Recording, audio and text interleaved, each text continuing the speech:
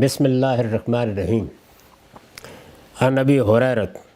قال قال رسول اللہ صلی اللہ علیہ وسلم لبلال عند صلاۃ الغداۃ یا بلال حدثنی بأرجى عمل عملته عندك في الإسلام منفع فإني سمعت الليل خشفا عليك بين يدي في الجنة قال بلال ما عملت عملا في الإسلام أرجى عندي منفعة من أني لا أتطهر طهورا تاما في ساعة من ليل ولا نهار إلا صليت بذلك الطهور ما كتب الله لي أن أصلي فقال رسول الله بهذا۔ یہ صحیح مسلم کی روایت ہے، 4504 رقم ہے اس کا ترجمہ ہے۔ ابو ہریرہ رضی اللہ عنہ سے روایت ہے کہ رسول اللہ صلی اللہ علیہ وسلم نے صبح کی نماز کے وقت یعنی نماز فجر پڑھائی تو اس کے بعد سیدنا بلال رضی اللہ عنہ سے کہا، بلال مجھے کوئی ایسا عمل بتاؤ جو اسلام لانے کے بعد تم نے کیا ہو اور تمہیں اس کا ثواب ملنے کی سب سے زیادہ امید ہو۔ پیغمبر اور پیغمبر کے ساتھیوں کے درمیان جو باتیں ہوتی تھیں وہ بھی دیکھیے کہ کیا باتیں ہیں۔ مجھے کوئی ایسا عمل بتاؤ جو اسلام لانے کے بعد تم نے کیا ہو اور تمہیں اس کا ثواب ملنے کی سب سے زیادہ امید ہو، یعنی ایسی کیا بات ہے جو تم کرتے ہو اور تمہارا خیال یہ ہے کہ یہ تو وہ چیز ہے کہ جس کا اجر سب سے بڑھ کر ملے گا۔ اس لیے کہ میں نے رات جنت میں اپنے آگے تمہارے جوتوں کی تاپ سنی ہے۔ یہ رسالت مآب صلی اللہ علیہ وسلم کا ظاہر ہے رویا ہے، یعنی رات آپ نے خواب دیکھا کہ آپ جنت میں ہیں اور وہاں آپ چل رہے ہیں، لیکن بلال کے جوتوں کی چاپ آگے سے آ رہی ہے۔ اس لیے کہ میں نے رات جنت میں اپنے آگے تمہارے جوتوں کی چاپ سنی ہے۔ بلال نے عرض کیا، میں نے اسلام لانے کے بعد اس کے علاوہ کوئی ایسا عمل نہیں کیا جس کا ثواب ملنے کی مجھے سب سے زیادہ امید ہو کہ میں دن یا رات کے جس حصے میں بھی وضو کرتا ہوں اس سے جتنی توفیق اللہ نے مجھے دی ہوتی ہے نماز ضرور پڑھتا ہوں۔ یعنی جب بھی وضو کرتا ہوں وضو سے رہنے کی کوشش کرتا ہوں، جب وضو کرتا ہوں رات میں کروں دن میں کروں، تو جس کو ہمارے ہاں کہا جاتا ہے نا تحیۃ الوضو، یعنی ادھر آپ نے طہارت حاصل کی تو اس کو غنیمت جان کے کہ اب طاہر ہو گئے ہیں، پاک ہو گئے ہیں، 2 رکعتیں اللہ کے سامنے سجدہ ریز ہو کے پڑھ لیں، 2 یا 2 سے زیادہ۔ تو وہ کہتے ہیں کہ جو توفیق ملتی ہے جب بھی وضو کرتا ہوں پڑھ لیتا ہوں۔ رسول اللہ صلی اللہ علیہ وسلم نے فرمایا یہی وجہ ہے، یہی سبب ہے، یعنی میں نے جو اپنے رویا میں یا اپنے خواب میں اس طرح تمہیں دیکھا تو اب یہ بات واضح ہوئی۔ اس پر میں نے لکھا ہے، یہ ظاہر ہے کہ رسول اللہ صلی اللہ علیہ وسلم کا رویا ہے، یعنی اللہ اپنے پیغمبروں کو بہت سے مشاہدات رویا میں کراتے رہتے ہیں، جس میں کبھی جنت دکھائی جاتی ہے، کبھی دوزخ دکھائی جاتی ہے، کبھی آخرت کے احوال دکھائے جاتے ہیں، کبھی قبروں کے معاملات دکھائے جاتے ہیں، یہ سب اسی طرح ہوتا ہے۔ یہ ظاہر ہے کہ رسول اللہ صلی اللہ علیہ وسلم کا رویا ہے، جس سے یہ دکھانا مقصود ہے کہ عبادات کے نوافل ایک سچے بندہ مومن کے لیے کس طرح خدا کے تقرب اور اس کی جنت میں آگے جگہ حاصل کرنے کا باعث بنیں گے۔ یہ کیوں دکھائے جاتے ہیں رویا؟ تاکہ پیغمبر کو خود بھی یقین حاصل ہو، خود بھی اطمینان ہو۔ یقین تو پیغمبر یقینی کی بنیاد پر کھڑے ہوتے ہیں، لیکن وہی چیز جس کو ابراہیم علیہ السلام نے کہا جب انہوں نے یہ چاہا کہ ان کو حیات بعد الموت کی حقیقت بتائی جائے، کیسے ہوتا ہے یہ معاملہ، تو اس وقت یہ کہا کہ لیطمئن قلبی، دل کو ایک اطمینان ہوگا، یعنی مانتا ہوں ایمان ہے، کوئی تردد نہیں ہے، مجھ پر واضح ہے کہ ایک دن قیامت آئے گی، لیکن میں اس کی کیفیت جاننا چاہتا ہوں، کیسے ہو جائے گا یہ، یعنی مر کے مٹی ہو گئے اور پھر اٹھا دیے جائیں گے، لوگوں کی موت واقع ہو جائے گی اور پھر اللہ تعالیٰ انہیں زندگی دے گا۔ تو انہیں ایک مشاہدہ کرایا گیا، اس مشاہدے کا ذکر سورہ بقرہ میں ہوا ہے۔ تو رسالت مآب صلی اللہ علیہ وسلم کے بھی اس طرح کے بہت سے مشاہدات ہیں جن کا ذکر روایتوں میں ہوتا ہے۔ تو اس سے یہ دکھانا مقصود ہے کہ عبادات کے نوافل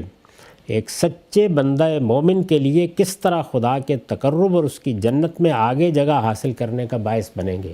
یعنی بندہ مومن اعلیٰ اخلاق پر قائم ہے، ایمان لا چکا ہے، صحیح عقائد کے ساتھ جی رہا ہے، اپنے عمل کو بہتر سے بہتر رکھنے کی کوشش کرتا ہے، بدن کی طہارت ہو، خور و نوش کی طہارت ہو، اخلاق کی طہارت ہو، اس کا اہتمام کرتا ہے،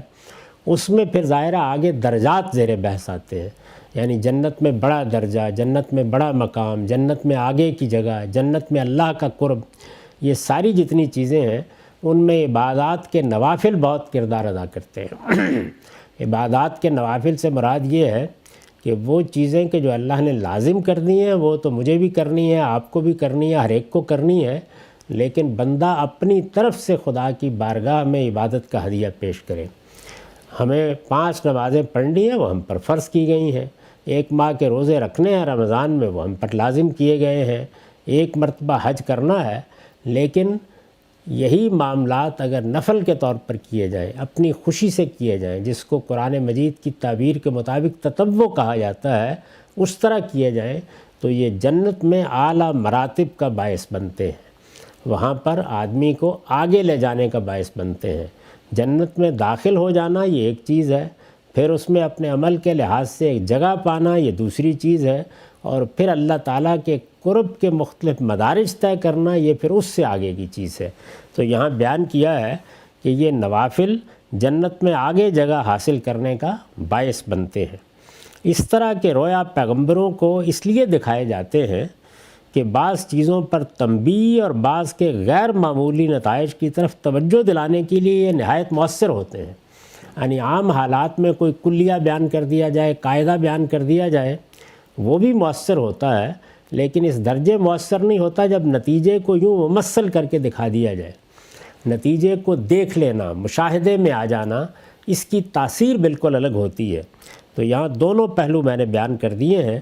کہ یہ اس لیے دکھائے جاتے ہیں کہ بعض چیزوں پر تنبیہ کرنا مقصود ہوتا ہے، جس طرح بعض رویا جو حدیثوں میں بیان ہوئے ہیں اس میں آپ نے فرمایا کہ میں نے دوزخ میں فلاں لوگوں کو دیکھا، فلاں لوگوں کو دیکھا، مطلب یہ تھا کہ ان اعمال پر یا ان بدعملیوں پر تنبیہ کی جائے، توجہ دلائی جائے جو انسان کو دوزخ میں لے جانے کا باعث بن سکتی ہیں۔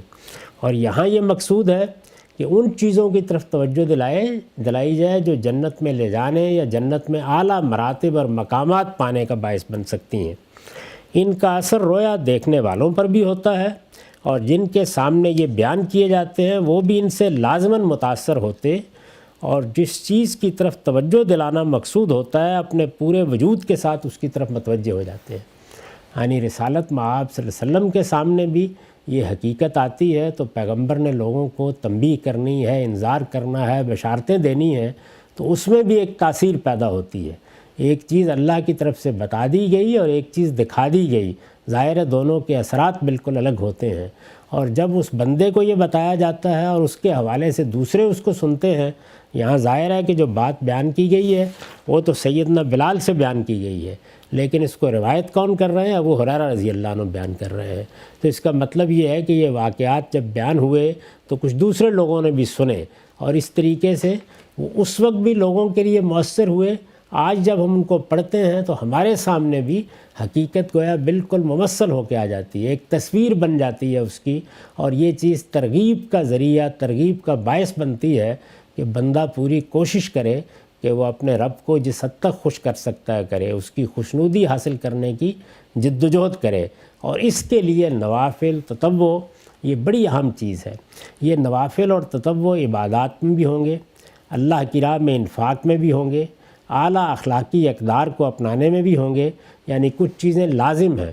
اخلاقیات میں بھی یہ معلوم ہے کہ صرف اتنا نہیں ہے کہ ہم عدل پر قائم رہیں، عدل پر قائم رہنا تو لازم ہے، کیونکہ آدمی عدل سے ہٹے گا تو اس کا نتیجہ یہ ہے کہ وہ ظلم کا ارتکاب کرے گا، لیکن ہم سے یہ تقاضا کیا گیا ہے کہ اس میں بھی احسان کا رویہ اختیار کرے، وہاں احسان چاہیے۔ اور عبادات کے معاملے میں فرائض اگر پورے کر دیے ہیں تو جنت کی بشارت ہے، لیکن فرائض سے آگے بڑھ کر اگر نوافل کا اہتمام بھی کیا ہے تو پھر جنت میں اعلیٰ درجات کی بشارت ہے۔ تو یہ مقصود یہی ہوتا ہے کہ ایک بندہ مومن جتنا آگے بڑھ سکتا ہے اس کے لیے وہ مواقع بھی ہوں، اس کی ترغیب بھی ہو، اور اس مؤثر طریقے سے وہ باتیں بھی بتائی جائیں۔ اللہ اپنے پیغمبروں کو یہ رویا اس مقصد سے دکھاتے ہیں۔ وآخر دعوان الحمدللہ رب العالمین۔